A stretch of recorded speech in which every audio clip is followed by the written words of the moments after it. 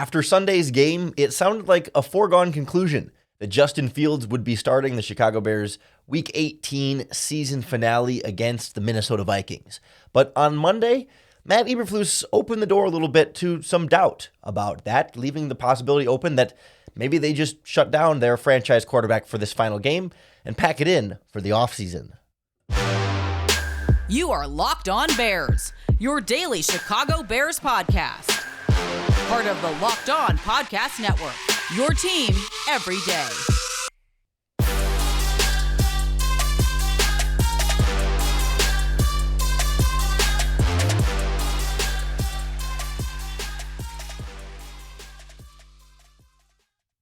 This is Locked On Bears, and I'm your host, Lorin Cox.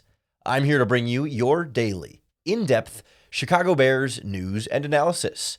You can follow me on Twitter at CoxSports1. You can follow the podcast on Twitter at Locked On Bears. You can like Locked On Bears on Facebook, join the Locked On Bears Facebook group for even more Bears talk, and make sure you hit that subscribe button on the Locked On Bears YouTube channel to keep up with all of our video podcasts as well. Thanks for making Locked On Bears your first listen today. Today's episode of Locked On Bears is presented by PrizePicks. PrizePicks is daily fantasy made easy. Pick 2 to 5 players, and if they score more or less than their PrizePicks projection, you can win up to 10 times your money on any entry. First-time users can receive a 100% instant deposit match up to $100 with our promo code LOCKEDON. That's prizepicks.com, promo code LOCKEDON. On the show today, we look at the now once again up in the air decision about whether Justin Fields will or will not play in this Bears season finale. We'll hear head coach Matt Eberflus give his explanation on how they will go through this process and sort of how they'll go about that evaluation. And we'll talk about what that might look like given the current state of the Chicago Bears roster. We'll look at why that might be a good idea given what we saw against the Detroit Lions here and why, this last game against the Minnesota Vikings might not be too worth it for Justin Fields. And we'll wrap up with, if Fields does play, what needs to happen, and if Fields doesn't play, what we should still be watching for against the Minnesota Vikings. But I want to start with hearing it from the horse's mouth, the head coach himself. He was initially asked about Fields playing after the game on Sunday, and it kind of said, when he's healthy, he's playing, and Justin Fields kind of said as much himself. It said, when I'm good to go, I want to play every game, I want to keep playing, and I don't want to just sit down if I can avoid it. But then the tune changed a bit on Monday when Matt Eberflus was just asked again, not even about Justin. I think the initial question was just hey, I know we asked you about Justin, but are there other players you might not play? And he kind of reopened the door and said, well, we're going to look at it with all the players, Justin Fields included.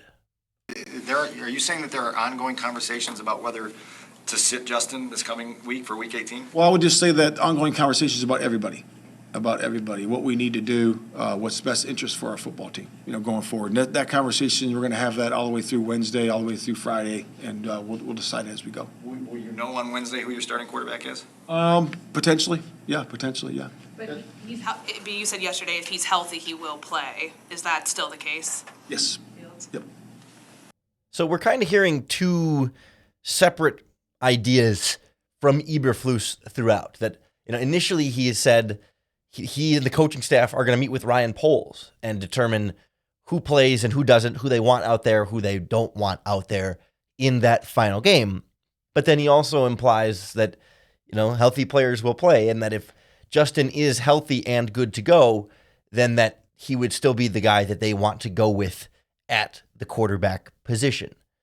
But that idea of healthy, quote unquote, is not as cut and dry, black and white as we might think it is, especially at this stage of the season in the NFL. That, especially if you're just trying to excuse it for one game, you can pretty easily get away with a player not being healthy enough to play and shutting them down, whether or not they actually are healthy enough to play. It's that time of year where you can use injury and health as a good excuse to shut a player down. I also think for Justin, we've seen him deal with the left shoulder strain. We've seen his foot get stepped on. I think there was a rib thing in there. We saw him evaluated for a concussion during this past game when he got hit and fumbled in that game. There is plenty of reasonable explanation, not even excuse, but just legitimate reason why you could say, yeah, he's not healthy enough to play in this game. It's the kind of game where, certainly based on what we've seen, if this were a playoff game or the national championship game, Justin Fields would be healthy enough to play. But I think Justin Fields is also playing, to some degree, injured. Maybe it's a very minor degree, but I think to some degree he is not 100% this season, and that can be a good enough excuse to say, yeah, he's injured, let's shut him down, without saying, oh, well, we just wanted to protect him, but to say, no, he's hurt, he's injured, and he's not going to play, he's not good to go this week. Eberflus also talked about evaluating the health of the team and how that'll be one of the factors in determining who goes and whether Justin goes. And I wonder if that's part of this equation, that you look at the supporting cast and say, geez, if depending on what happens with Tevin Jenkins now injured again with the neck injury, Michael Schofield with the knee injury, we don't know the full extent of those situations. If those guys are banged up, if there are other injuries on offense around Justin Fields, do they look at the full health of the team and say, man, this is not a roster that's really going to be good to go enough to surround Justin Fields with the requisite amount of talent and production to make playing him worthwhile, both in terms of quarterback development, but also in terms of quarterback protection and making sure that you're not drastically increasing the risk of injury to Fields because of the lack of talent and support that he's going to have around him. Like we said last week, there's nothing inherently more injury risky about playing in Week 18 against the Vikings than any other game this season. But if the crew around him is less capable of keeping him protected and safe, then that's where it's not about it being Week 18. It's just about it being the situation that the Bears are in injury-wise, and plus Fields' injuries himself. It's certainly all the conveniences are there to shut him down without making it seem like you're clearly sitting down a fully healthy player. Like, to make it not so clearly like tanking, to say, yeah, he is hurt. He is hurt. I think we can all acknowledge he's injured, and if he doesn't play in this game because he's injured, that is a true statement, even if perhaps he could be capable enough to play in this game despite being injured if there were more stakes. I do think that the Detroit game showed us some things to be concerned about that maybe further justify the reason why you might want to sit him down. And I wonder if perhaps that's part of why you heard the tone change from Matt Eberflus from Sunday to Monday. We'll kind of look back at Fields in that Lions game and why maybe that lends itself to not playing Justin Fields in Week 18 against the Minnesota Vikings next on Locked On Bears. The Locked On Bears podcast is brought to you by our friends at PrizePicks, the better way to do daily fantasy sports, because PrizePicks isn't like your traditional daily fantasy platforms. PrizePicks puts you in complete control. Other daily fantasy sites, whether you win or lose is dependent on other people's lineups. Your lineup has to beat their lineup, and regardless of who you pick, if you don't pick better than what they picked on those other lineups, your wins and losses are controlled by what other people end up doing. But PrizePicks gives you all the power because it's just you versus the projections available. You pick 2 to 5 players, and if they score more or less than their PrizePicks projection, and you can win up to 10 times your money on any entry. It's super quick and easy to do. Literally takes 60 seconds or less. Download the PrizePicks app or go to prizepicks.com to sign up and play daily fantasy sports. First-time users can receive a 100% instant deposit match up to $100 with our promo code LOCKEDON. If you deposit $100, PrizePicks will give you $100. If you deposit $50, PrizePicks will give you $50. Just don't forget to enter that promo code LOCKEDON at sign-up for an instant deposit match up to $100. Looking back at how Justin Fields played against the Detroit Lions, it felt like very real regression from the young Bears quarterback as a passer and in the passing game in a way that makes me even more inclined to want to sit him down against the Minnesota Vikings. It wasn't to say that we should be raising these red flag alarms like, oh no, he's broken and never going to figure it out or whatever, but it was a step back. And I wonder if it was not a reverting to bad habits of sorts, but just sort of a result of the situation that the rest of this Bears team put him in, falling back into some of these problems that he had not only earlier this season, but earlier in his Bears career. That in this game, he was not seeing the field as well. He was a little bit slower to go through his progressions. And perhaps most importantly, a combination of things. One, pocket presence at times a little rough and a little iffy, but also just holding onto the ball too long, not being as decisive with it as we saw against the Eagles and the Bills in the previous 2 weeks. And it was a lot of those kind of things we saw early in this season for Fields that he was struggling with. Like before this offense went on that hot stretch, it's weird to think they went on a hot stretch having lost 9 games in a row, and I don't think they won maybe one of those games in that hot stretch. It was the Patriots game, I think. But like they were scoring 30 points a game for a while there despite losing. And it was the kind of things we had seen before that stretch that it felt like Fields was getting back to a little bit in this Lions game. And I can't help but see it as largely a reflection of his supporting cast.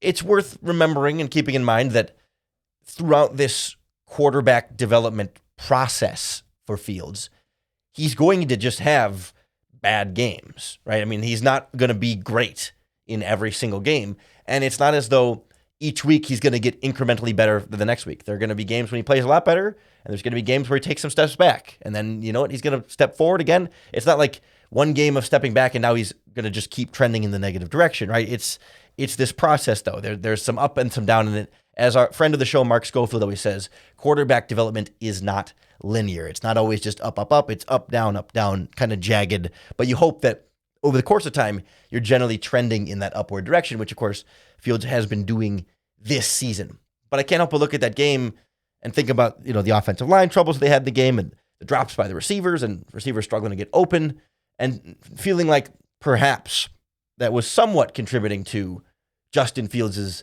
holding onto the ball too long and not getting out of the pocket with the right timing at all times, not getting to his check down as quickly, not finding places to go with the ball, and not being as accurate with the ball when he did let go of it. And I worry about then stacking another game of that against the Vikings with largely the same supporting cast issues. Again, we don't know exactly the health of the Bears' offensive line. We don't know if a guy like Chase Claypool might be a little bit healthier or if a guy like Pettis could stay in the game. I mean, the concussion he seems to have cleared from, right? There's some ability for the supporting cast to improve slightly, but it's not going to get all of a sudden like drastically more talented. And I'm worried about another struggle game behind this supporting cast, not just offensive line, re-entrenching bad habits, right? Like, or trying to, or kind of getting him back into some of those mistakes, those common mistakes that he was making, making the same mistakes again is not what you want to see him go through there. It's not to blame it all on everyone else. Again, some of it is just Fields will have bad games and Fields will have steps back. And it's not to say that it's doom and gloom from there, but it's something that I look at after that Lions game and say, you know what? Things are getting to be too much for him to overcome in this offense, and he's struggling. He struggled in this game as a result. Why go make him do it again against presumably a better opponent in the Minnesota Vikings? I guess we've seen the Vikings struggle lately, and the Lions, of course, just shellacked the Bears, so maybe it's not as big of a gap between the Lions and Vikings as their records might suggest, but still, another actual playoff team, a for sure guaranteed playoff team on the schedule. Is that going to be a scenario where Fields figures it back all out and has another big game? Maybe, but I'm worried about that possibility of stacking another game of mistakes and some struggles there, particularly in the passing game. I do understand the desire of wanting him to play one more game better, right, and finish the season on a higher note. And you would hate to have Justin Fields' last game of 2022, or at least that season, be 41-10 or whatever the loss was to the Detroit Lions. Right? That is a more difficult taste to leave in our mouths with Justin Fields. But again, like playing him against the Vikings is no guarantee of leaving on much higher of a note, right? Especially with how bad this team has been. Again, probably not going to be as bad as the Lions game, but no one would be expecting Fields to go into Minnesota, or I guess to host Minnesota and pull off some miraculous win, short of the Vikings resting all of their starters and then playing backups. And then what are you really gaining there by Fields going in there and maybe even beating, but winning against the Minnesota Vikings backups? Are you getting as much development, confidence, progress in that, or is it just a glorified preseason game for both teams anyway? And then also, what is the point of trying to put Fields out there and still have the normal game's worth of regular injury risk involved?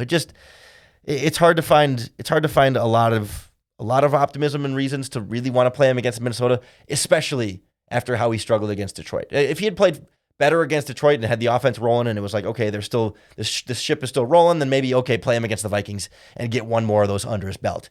But given the struggle, I find myself more inclined to just say, screw it.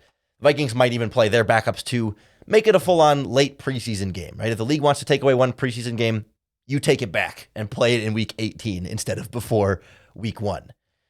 The tough part is, if we shut down Justin Fields, then we get to watch Nathan Peterman for a full 4 quarters, and that's not something I particularly want to endorse, but we'll take a look at what this game would have in store with or without Justin Fields on the field next on Locked On Bears. The Locked On Bears podcast is brought to you by our friends at BetOnline, the number one source for all of your sports betting information, stats, news, and analysis. You can get all the latest odds and trends for every professional and amateur league out there, from pro football to the college bowl season, basketball, soccer. They've got it all at betonline.net. The unknown of which players are going to play in Bears versus Vikings has the line just Vikings favored by 3.5 points on the road right now. The money line is Vikings minus 200, Bears plus 175, and the over-under is set at 46 points. If Nathan Peterman starts this game for the Bears, I don't know that we're hitting 46 points as a total in this game, but that's what makes it so tricky to bet. But why we always trust our friends at BetOnline to give you the best lines. It's the fastest and easiest way to get all of your sports betting info. Head to the website today or use your mobile device to learn more. BetOnline, where the game starts. The game against the Vikings starts with who starts at quarterback. And I've come out on this podcast multiple times pretty openly about how I feel about Nathan Peterman, the quarterback. It's not a controversial take to not want to watch Nathan Peterman on the field on Sundays. And I always try and again emphasize, don't know the human being, probably a great person, and wish no ill will on him as a person, but just not a player I want to see on my team on the field at the quarterback position. We know he's not very good. And so I'm not going to want to watch Bears Vikings if Nathan Peterman starts. They do have Tim Boyle on the roster. And I kind of was looking, I was like, okay, well, like Peterman carries this stench with him, right? Like maybe Boyle has a little bit more of that like upside in there, but you look at like every game Boyle's ever played and it's never been pretty. It's not 5 interceptions, Nathan Peterman level ugly, but it's not pretty with him either. I really wish the Bears had some kind of young, unproven quarterback as a third stringer that you could throw in there just to try out and see if he's any good, as opposed to rolling with the guys that you have on the roster right now that you know aren't good. If Justin Fields is not going to play, I still think there's things to watch in this game. There's value to watch this game, and we'll certainly get more into the specific Viking-specific things of this matchup, but certainly it's another opportunity to see this running game with Montgomery and Herbert, this young offensive lineman in there with Braxton Jones. Can he bounce back from struggling against the Lions last week if Tevin Jenkins plays, or if not, whoever they end up throwing in at right guard, whether it's Dieter Iselin or if Larry Borum gets some snaps or Alex Leatherwood again, right? There's some development there. And a defensive secondary full of rookies going up against maybe Justin Jefferson and Adam Thielen, maybe not, but right, there's still some value to this game, but you just have to treat it like a preseason game. Like you're going to see the Bears preseason roster, maybe going against Viking starters, maybe not, but much like the preseason, you're looking for development, you're looking for young guys to stand out, and you're looking for, something to give you a little bit of excitement in this game that hopefully isn't like 5 Nathan Peterman interceptions, the way we've seen him be capable of previously on his previous teams. If by some, dare I say, miracle, Justin Fields gets to play in this game, first and foremost, right, we need to see him take better care of himself. That includes, and that includes taking care of the ball, right? When you see Justin Fields get sacked 7 times against the Detroit Lions, some of that is obviously on the offensive line. And I don't want to abscond the offensive line of any of its responsibility here. The pass protection was not up to the level that it needed to be consistently enough in that game. But oftentimes, the pass protection is what's responsible for the pressure, the hurry, or the hit. And it's the quarterback that determines whether or not it's actually a sack, right? It's what if the quarterback is holding onto the ball, it's a sack. If the quarterback is not holding onto the ball, it's a hit or a hurry, right? I mean, that's the real difference here is that, yes, the offensive lineman will get beat, but if the quarterback throws the ball before the pass rush gets there, it's never going to be a sack. Sacks are much more about how long the quarterback holds onto the ball and how quickly they get rid of it, whereas pressures and hurries and hits are more about, the offensive line and how quickly they're beat. Certainly there are always going to be plays where the quarterback just has no reasonable way to get rid of the ball on time. Well, the pass rush is too fast, or it's coming from somewhere that, it's coming from behind him and he doesn't realize how quickly it's getting there. It's never all on the quarterback there. But the difference between sacks and pressures is a little bit more on the quarterback, and that's on Justin Fields to get rid of the ball more quickly. Be more conscious and just say, dude, don't get hit. Don't take all these hits. Don't get hit so hard you have to be evaluated for a concussion in this game. Slide, run out of bounds, throw the ball away, throw the ball out of bounds, throw it at somebody's feet. I don't care about beating the Minnesota Vikings in week 18. Didn't really care about beating the Detroit Lions in week 17. Just prioritize yourself and your health first. I think Fields had 3 throwaways in this past game against the Lions to go with, 7 sacks, and he was hit as he was thrown twice in that game as well. I mean, it was just more throwaways, fewer sacks, more slides, fewer forced fumbles and big hits, right? It's the things that are within Justin's control that normally in a regular year, you're not as worried about these being something that he needs to focus on. It's not like I'm concerned about Fields' ability to protect himself under normal circumstances, but these are particularly extreme circumstances that you just got to wave the white flag sometimes on those plays and understand when it's just not worth trying to keep things rolling in these games. I think the coaching staff could also have done more. When you watch the Lions game, there wasn't as much play action and moving pockets, rolling them out as you would have liked to see. I think there was 7 plays of play action compared to 25 dropbacks of non-play action in the passing game. It's not the kind of thing that's helping the offensive line as much as you could. You can't run play action every snap. I totally get that, and there's an art to it and a flow to it that you can't just prioritize that over and over again. They did go a little bit heavier with the tight ends at times and the running backs staying into pass block, so they were trying some different things, but still would have liked to see more, right? I mean, with all the hits he took, especially even in just the first quarter alone and how the whole game kind of went off the rails from there, like let's do a little bit more to protect Justin Fields if he's out there. And Fields needs to do more to not get sacked, not take these hits. Just get rid of the ball. You don't need to load up for the big play. It's just not, if you're going to play, it's not that important to risk any of those hits or anything major happening to him in this game that would jeopardize anything for next season. So that's why it feels like even if he is going to play, like neuter it so much that there's not that much value to him playing in the first place, so then just don't play him at all. Like it's week 18. It's against the Vikings. You're a 3-13 football team. Just we can stomach one game in Nathan Peterman for the good of the quarterback and the good of the franchise. And glad to hear that Eberflus and Poles and the coaching staff seems to be a little bit more open to that idea now than we thought they were even just 24 hours earlier. Certainly, if we get a definitive decision on Fields and the offense and who's going to play and who's not going to play, we'll break it all down for you right here on the Locked On Bears podcast. So make sure you hit that subscribe button to keep up with all of our daily, in-depth Chicago Bears news and analysis. Thanks for making the Locked On Bears podcast your first listen today and hopefully every single day. If you're looking for your second listen, check out the Locked On NFL podcast to check out the league from a full league-wide perspective, covering the biggest stories in the NFL 5 days a week, a rotating cast of hosts over there. And I believe I'll be filling in on Tuesday's Locked On NFL podcast. We're recording it on Tuesday, so it might actually be Wednesday's Locked On NFL. I get the schedule mixed up, but I believe I will be called into action for one of those. So if you want to hear a little bit more of me over on the Locked On NFL channel talking about bigger picture league-wide stuff, you can go check on that. But of course, coming back tomorrow for another episode of Locked On Bears and another opportunity for you to bear down.